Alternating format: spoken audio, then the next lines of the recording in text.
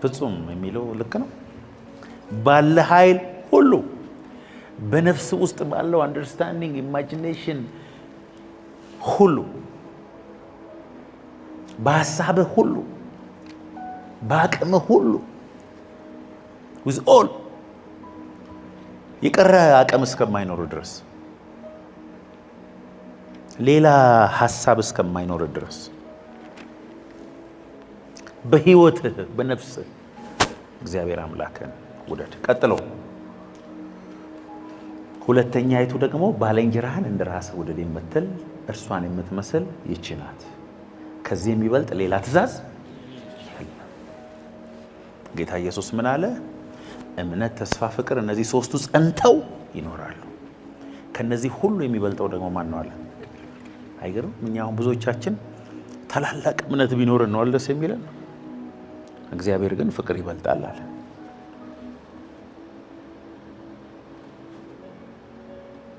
የፍቅሮች ሁሉ አውራ የመገለጦች ሁሉ የመጨረሻው መገለጥ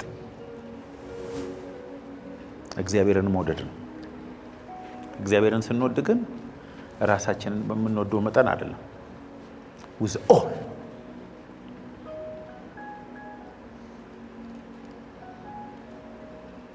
አሁን ስንት ፐርሰንት ሐሳባችን፣ በስንት ፐርሰንት አቅማችን፣ በስንት ፐርሰንት ነፍሳችን እግዚአብሔርን እንደምንወድ እግዚአብሔር ያውቃል። የሁላችን እኩል አይደለም።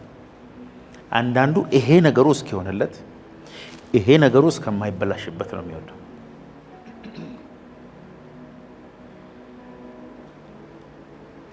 እግዚአብሔርን የመውደድ ሚስጥር በጣም ጥልቅ ነው።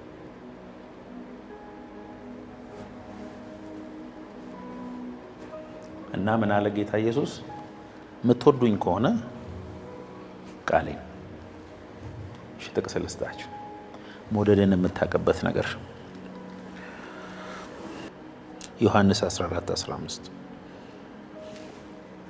ብትወዱኝ ትእዛዜን ጠብቁ፣ እኔም አብን እለምነዋለሁ ለዘላለም ከእናንተ ጋር እንዲኖር ሌላ አጽናኝ ይሰጣችኋል።